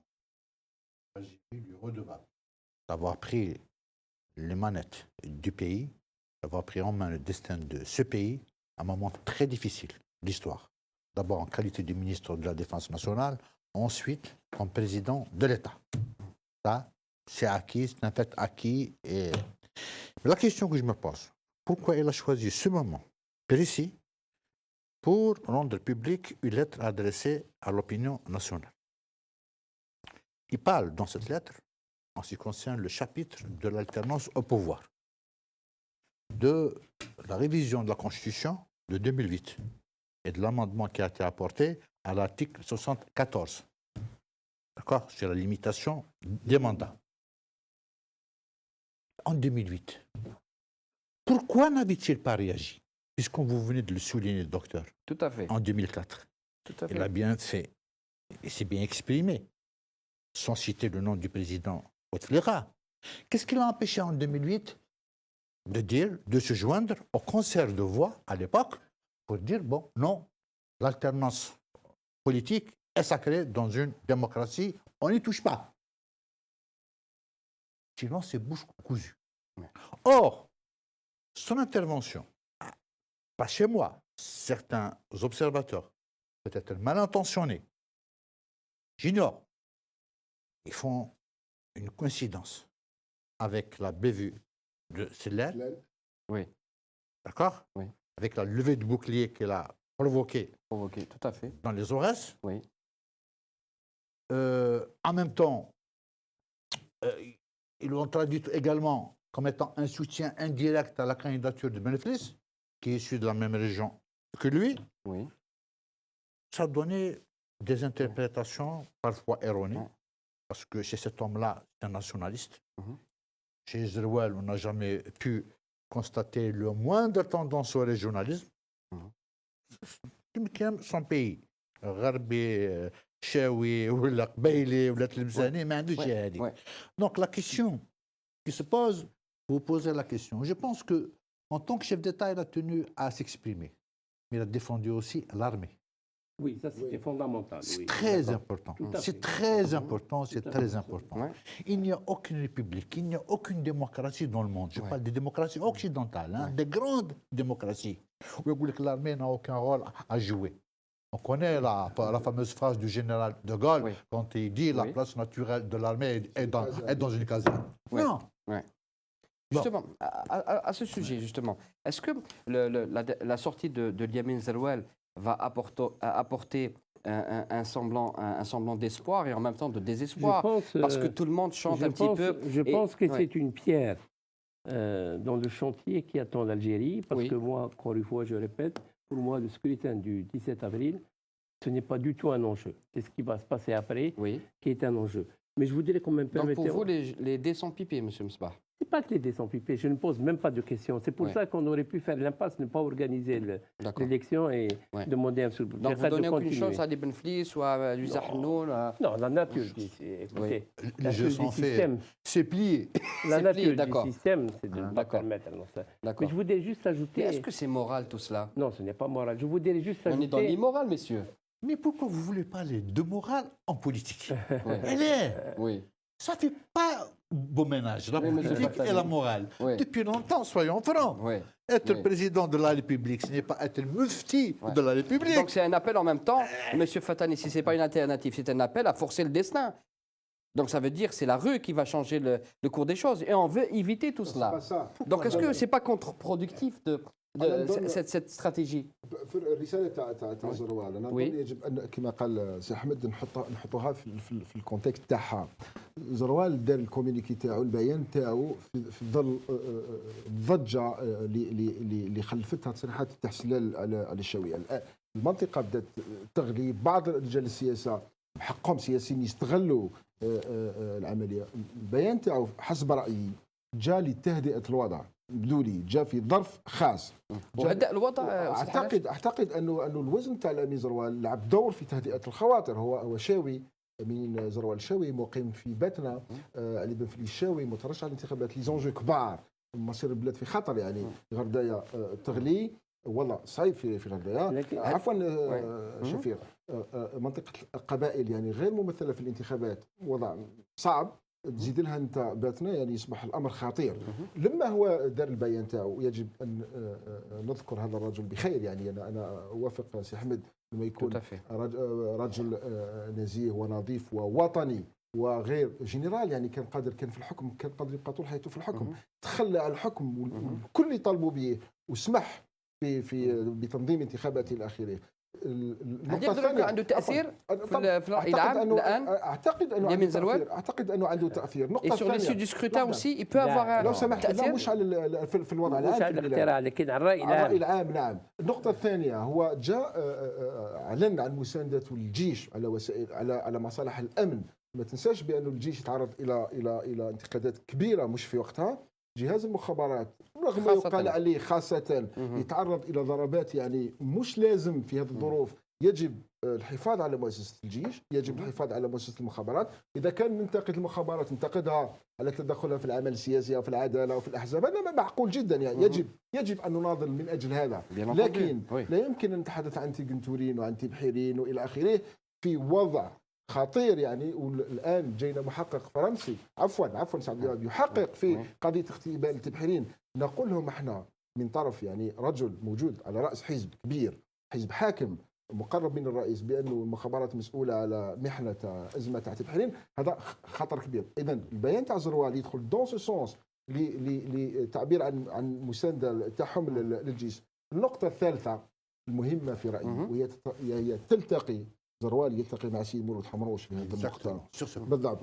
لما يقترح أنه مرحلة انتقالية، يقول ما بعد 17 افريل هو المهم، ابتداء من 18 افريل، نفس الكلام اللي قاله السيد مولود حمروش. يجب ان نجعل من هذه العهده مهما كان اللي يفوز بها، بن فليس او بوتفليقه او اي شخص يعني ثالث، للتغيير، مرحله انتقاليه للتغيير. ويبدو لي التغيير الايجابي. اكيد الايجابي. ماذا كان يقصد يعني؟ كان يتحدث على العداله والحريات والتداول على السلطه. كان يشير الى ضروره الرجوع الى الوضع اللي كان عليه الدستور قبل 2008. اعتقد انه سيد سلال والسيد ايضا بالخادم يؤكدان الان انه بوتفليقه سيعدل الدستور ويرجع الى تحديد العهده الانتخابيه، لانه هذا هو المشكل الكبير ربما اللي كان اشار ليه سي احمد في 2008. لانه تعديل الدستور تاع 2008 مس مبدا مهم جدا. الدستور هو تداول على السلطه، غلق الباب. زروال الان يقول، وهذا صحيح، كل الديمقراطيات في العالم والجيوش القويه في العالم هي اللي عندها انظمه، في الدول اللي عندها انظمه فيها تداول على السلطه. في فرنسا يعني دوموندا وتروح، في الامريكان في الولايات المتحده الامريكيه دوموندا وتروح، في اسبانيا في بريطانيا، في كل الدول يعني غير الملكيه، عفوا غير الملكيه، في كل الدول الرئاسيه والبرلمانيه عندهم دوموندا. الا احنا يعني الذي يجب ان، وساترك لك المجال نركز عليه، انه الامين زروال كان جنرال الحكم. معروف انه الجنرالات يريدون الحكم، ويقومون بالاستيلاء على الحكم على جثث الناس. هو كان في الحكم، دار دستور تاريخي سيذكره التاريخ حدث فيها العهدة الرئاسية وانسحب. أريد فقط أن أوجه لوم إلى السيد زروال، أن أنتقده أنه في 2008 لما أعلن عن انسحابه وتنظيم انتخابات رئاسية مسبقة ما لعبش الدور نتاعو كما يجب.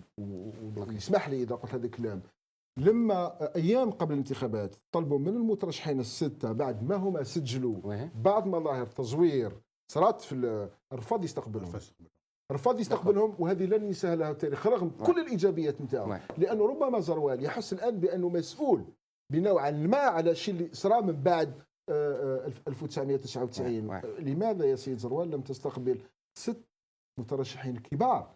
ما تنساوش بانه في هذاك الوقت كان عندنا مولود حمروش، ايت حمد، ربي يحفظه، احمد طالب الابراهيمي، ربي ثاني يحفظه، شخصيات سياسيه كبيره. يعني كان المنعرج في 99 كبير جدا، حتى بوتفليقه كان رجل سياسي كبير، واحد من المترشحين الكبار. الان يعني باستثناء هذا المقطع اللي سلبي في مسيره زروال، كل سلوكات هذا الرجل تدل على أنه رجل كبير، رجل وطني، رجل مخلص. والجزائر حقيقة افتقدته خسرته زروال كما خسرت سيد مولود حمروش وخسرت شخصيات كبيرة أخرى. ماشي جاكون ونخلي الكلمة باش نمشيو في الأخر، نخليك تعقب على واش تكلمنا. لكن نشوف en plus de la sortie médiatique, même si peut-être des citoyens, si nous avions une culture de sondage, on aurait au moins compris ce que les préoccupations des citoyens, leurs attentes et un baromètre un petit peu de popularité. Si on faisait un petit peu le parallèle entre tous les candidats, Yamin Zeroual par exemple, peut-être on aurait des surprises. Mais فهاد الصدد شفنا الخرجة تاع يمين زروال مولود حمروش، الانتقادات اللي شفتها في واحد القناة على اليمين زروال أنه il est à l'origine des troubles que nous avons connus, il est à l'origine du marasme économique que nous avons vécu. J'ai trouvé ça un petit peu pas démagogique, mais c'est injuste par rapport aux nouvelles générations qui avaient 4 ans en 98 et qui maintenant se retrouvent en âge de voter.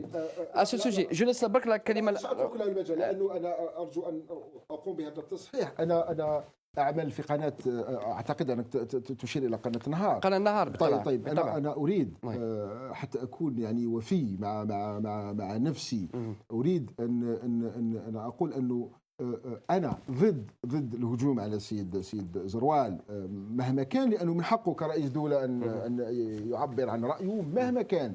ولكن أعتقد، وأنا لا أدافع عن قناة النهار، لست موظفا في قناة النهار، أنا لدي برنامج في قناة النهار، وأحترم زملائي في قناة النهار وأوجههم لهم التحية بالمناسبة. من حقهم أن يعبروا عن وجهة نظرهم، يقولون في الرئيس زروال ما يريدون، طبعا في ظل احترام الشخص واحترام الرمز والقائد إلى آخره.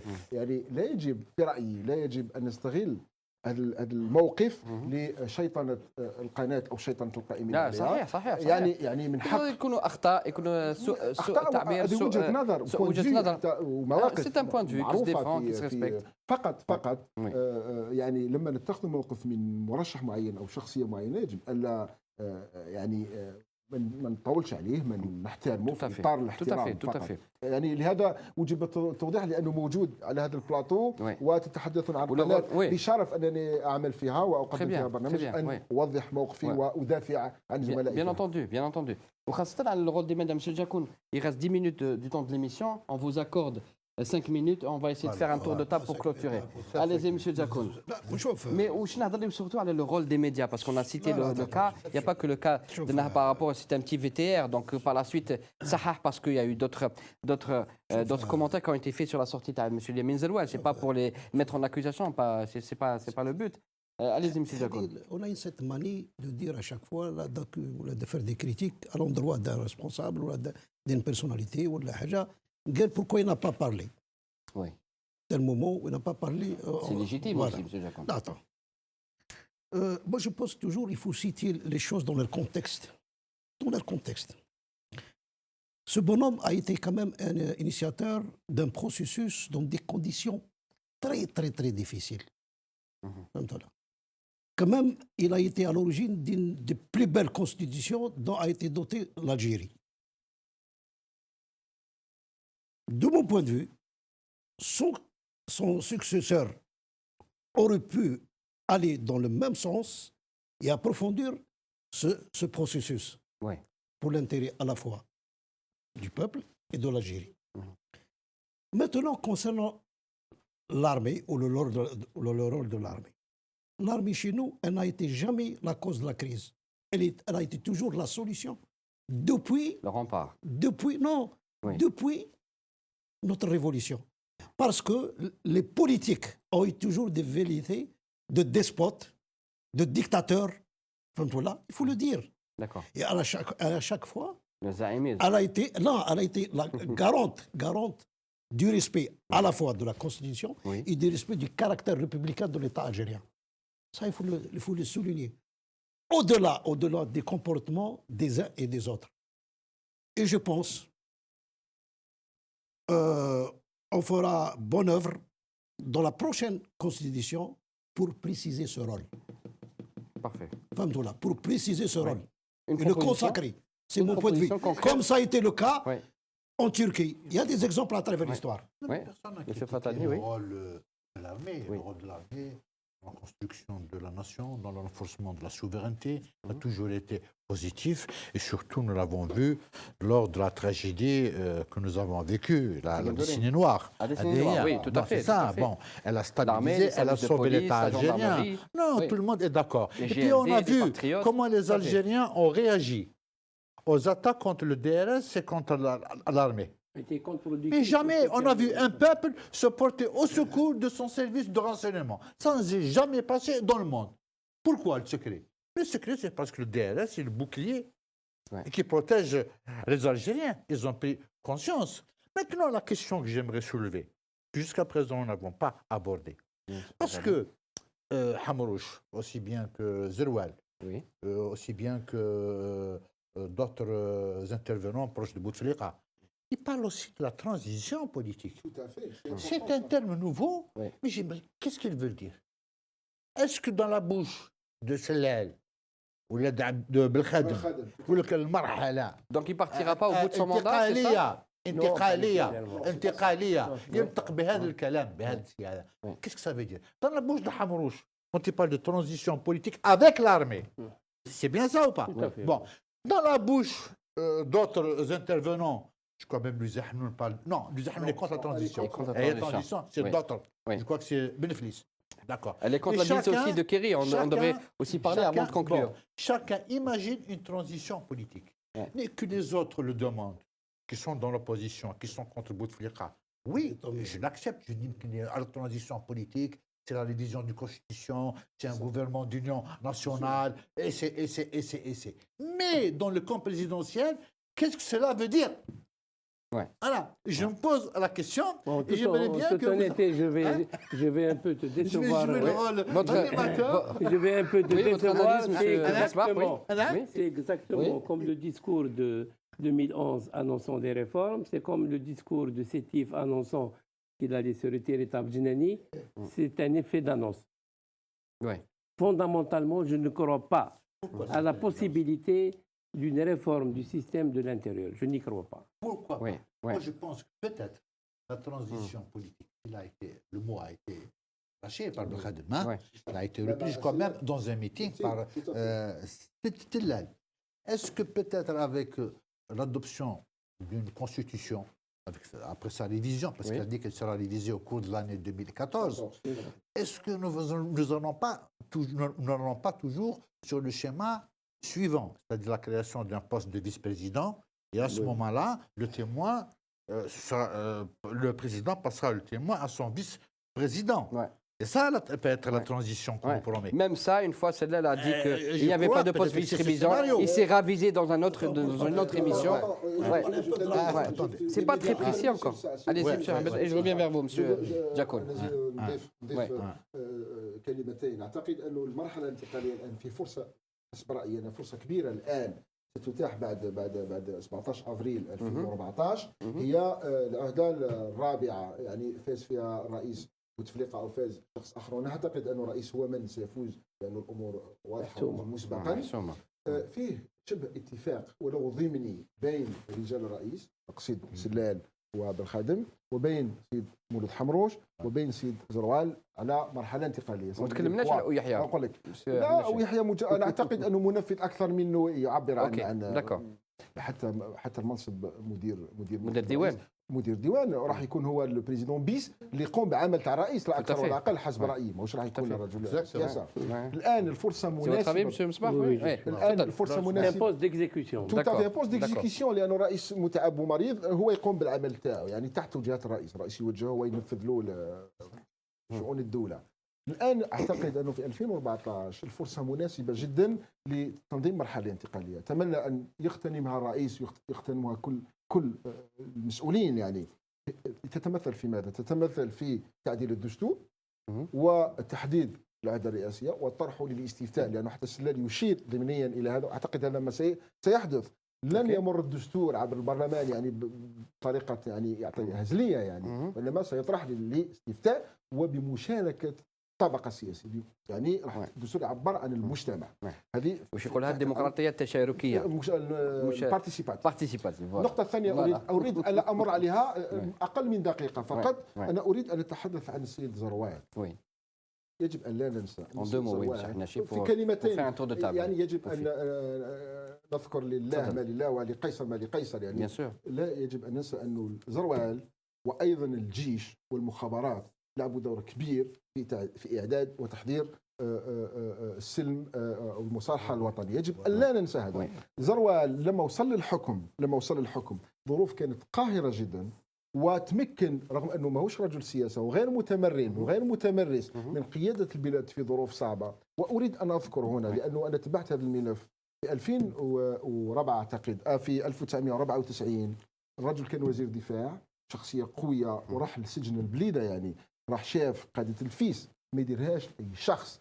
هذا الرجل يعني لحظه لانه يجب ان نذكر للرجال ما لديهم ما لهم. راح الى سجن البليده ودار جلسات، وانا تبعت مليح هذا الملف، وكان يعني بالحاج مع قاده الفيس يعني، وكان يترجى فيهم وكانه امر شخصي ليه، ديروا قوموا بأي شيء لإنقاذ البلاد. للأسف وقادة الفيس مع احترامي لهم، وأنا تحدثت مع سيد علي بالحاج شخصيا ومع سيد قمازي شخصيا، لم يلعبوا الدور المنوط بهم. أعتقد إيجابي، ما لعبوش دور إيجابي. يعني هما كانوا ما قدروش الخطر اللي رانا فيه. الآن أعتقد أنه حتى هما يحسوا بأنهم ارتكبوا بعض الأخطاء وما تجاوبوش. فقط لأوضح صفات السيد لامين زروال من للأمانة. للأمانة يعني أول أمر بعد توقيف المسار الانتخابي، وهو كان مستقيل يعني كان أنا يعني رواها لي السيد خالد نزار وزير الدفاع، واستسمحني أن أصرح بهذه الشهادة. قال لي أول ضابط عامي الذي تقدم إلي وقال لي أنا تحت الخدمة لمحاربة الإرهاب هو السيد لامين زروال. هذه الأولى. الثانية لما كان وزير الدفاع وذهب إلى البليدة، وكانت نوع من الإهانة من طرف القادة تاع جبهة الإنقاذ بالنسبة للسيد لامين زروال الذي كان وزير الدفاع. روى هذه السيد بخاري بالقاسم بخاري، كان وكيل الجمهورية العسكري في البليدة.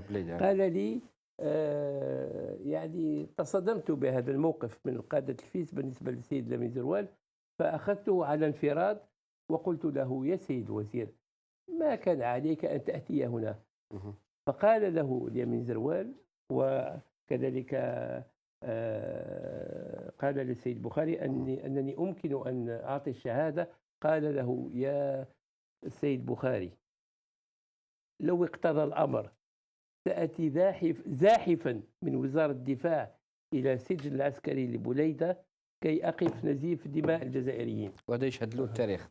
Non, mais incontestablement, je voudrais ajouter aussi un mot. Pour juste clôturer, comme ça on fait un petit tour de table. Pour ce grand homme d'État, parce qu'il a été dans un moment très difficile. Il a sauvé l'Algérie du péril. Parce que Zerouel, il a cette honnêteté qui le pousse à chaque fois à démissionner. À démissionner d'abord quand il a eu maille à partir pour sa proposition quand il était au ministère de la Défense. Avec Chadli. Gaël Heilig. Il ne répondait pas. Il était convaincu, il rêvait d'une grande armée. C'était son rêve. Ses idées ne sont pas passées.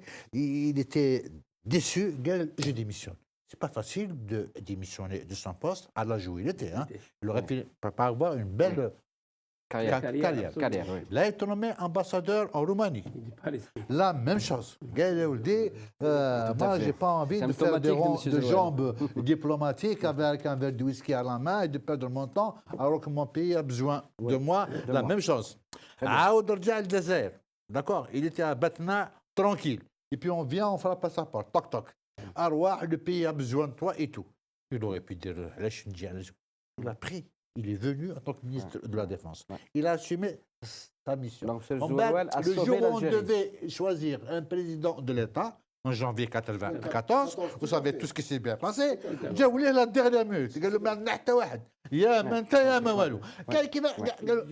a accepté. Il a accepté. Et il a démissionné. Encore une nouvelle fois.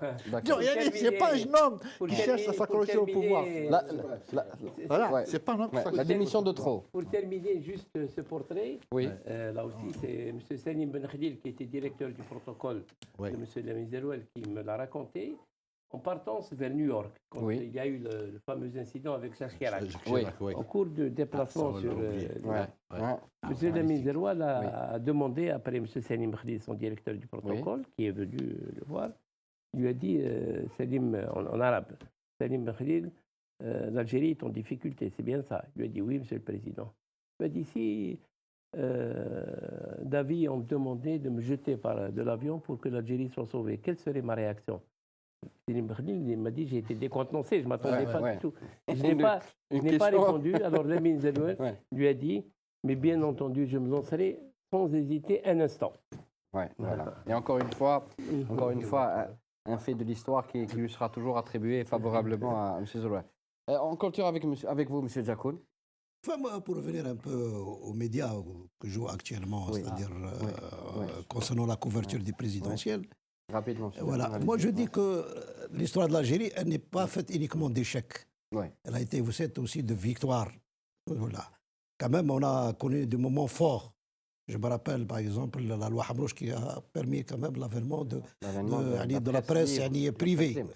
Il y a eu aussi, même de son temps, l'ouverture des grands médias publics au débat. Et aujourd'hui aussi, c'est très positif. C'est très positif. Tout ce foisonnement de chaînes privées qui, c'est-à-dire, permet le débat et qui alimente le débat. Parce que le débat, il apporte l'éclairage. Parfois, ils orientent le débat. Voilà, là, le débat, c'est-à-dire, le débat apporte. Le fait de se saisir des déclarations. Voilà, le débat apporte l'éclairage. Ça, ce qui est important, l'éclairage. Bien sûr, un débat contradictoire, comme le nôtre aujourd'hui. Oui, tout à fait. Oui, en clôture, oui. En deux mots, allez-y, M. Hanachi. حسب رأيي أنا النقاش اللي تم ركزنا كثير على رئيس بوتفليقة وبالنسبة لي أنايا يجب أن لا نشيطن pas diaboliser l'action politique ولا لون بوليتيك حتى بالنسبة لرئيس بوتفليقة قام بإنجازات يجب ألا ننكر هذا وعنده إخفاقات يجب أن نتطرق لها يعني peut-être le choix des hommes ممكن كل شيء ممكن. النقطة الأخيرة أنا الآن أعتقد أن الجزائر في حاجة إلى كثير من رجالها الآن في هذه الظروف لأنه الظرف صعب وأمام هذه الطبقة السياسية الموجودة أعتقد كما قلت من قبل أحين إلى كثير من الرجال وأتذكر الآن اسمح لي ربما لا أتكلم بعاطفة ولكن أحس بأن الجزائر في حاجة إلى رجل حكيم مثل السيد عبد الحميد مهري لأنه الآن في ظل ظروف أو ظهور سيد ميزروان وسيد مولود حمروش وسيد طالب الإبراهيمي إلى آخره أعتقد أن الجزائر في حاجة إلى الآن حكمة رجل مثل عبد الحميد مهري لكن للأسف يعني ربي يرحمه إن شاء الله ويوسع عليه أتمنى أنه ما يزيدوش يضيعوا رجال السياسة فرص أخرى البلد في وضع صعب المحيط يعني خطير فقط يعني أتمنى لأنه فقدنا كثير من الرجال فقدنا كثير من الوقت حان الوقت لأن ننتبه إلى أن البلاد في خطر وأنه لا ينفع غير الصح مثل ما يقال. إذا ضيعنا هذه الفرصة فلا بد يعني مع الأسف نتجه إلى الانفجار. وأتمنى أن نبتعد عن الانفجار. En deux mots, M. Fatani, comme ça en clôture, oui. D'abord, premièrement, il y a la question de la communication sur laquelle j'aimerais intervenir. j'étais un peu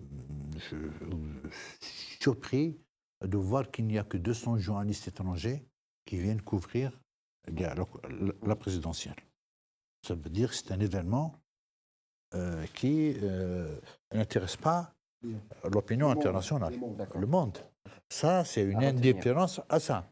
Or, ça sera un bon sujet pour le prochaine émission. Le problème n'est pas là. Oui. Le problème, pourquoi l'Algérie, qui n'a pas été touchée par ce printemps arabe, Oui. parce que ça fait une exception, elle est l'exception démocratique dans le monde arabe. Oui.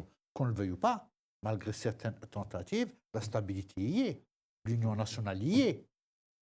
Et l'Algérie, à l'occasion des élections législatives de 2012, on a dit ça y est, les islamistes vont faire un raz de marée, et ce sera une révolution islamiste comme cela s'est produit dans d'autres pays arabes. Oui. Cela ne s'est pas produit. L'Algérie a réagi autrement, d'où sa spécificité. La question que je me pose, pour ce qui est du pouvoir ou du gouvernement, pourquoi n'a-t-il pas joué sur ça? Il aurait pu offrir, comme on fait quand il y a des élections, à inviter les grands médias étrangers, les grands titres de la presse internationale, et à cette occasion, leur donner l'occasion de voir de visu, de constater les réalités, de parler directement aux Algériens. Alors, c'est un appel sur lequel on conclura l'émission. Oui, tout à fait. Je ne connais pas. Bien sûr, parce qu'on essaie d'avoir. Moi, ça me touche en tant qu'Algérien de voir qu'on se moque de mon pays. Maintenant. C'est dernier, hein. Et là, ça prouve qu'au niveau du gouvernement, ils n'ont pas vraiment une vision correcte du rôle des médias. Oui, tout à fait. Je termine mon intervention. Merci à vous. Nous sommes arrivés au terme de cette émission. Monsieur Chafik Msbah, politologue et ancien cadre supérieur de l'ANP, merci. Monsieur Fadani Ahmed, directeur de publication du quotidien L'Expression, merci. Monsieur Abdelouaheb Djakoun, directeur de publication du quotidien La Nouvelle République, merci de votre présence. Monsieur Habed Hanachi, directeur de publication du journal Hayat, merci d'être venu. Messieurs, merci pour tous vos éclairages, de nous avoir fait l'honneur d'assister à ce numéro spécial de Médias Croisés. Pour ma part, il me reste à vous souhaiter bonne continuation avec la suite de nos programmes. Je ne manquerai pas aussi surtout de remercier l'ensemble de l'équipe technique qui a travaillé avec moi tout au long de cette semaine pour préparer cette émission. Pour voir le replay de l'émission, il y a un replay, une seule adresse qui s'affiche en bas de votre écran, www.beurtv.tv. Restez-nous fidèles et à la semaine prochaine. Salam.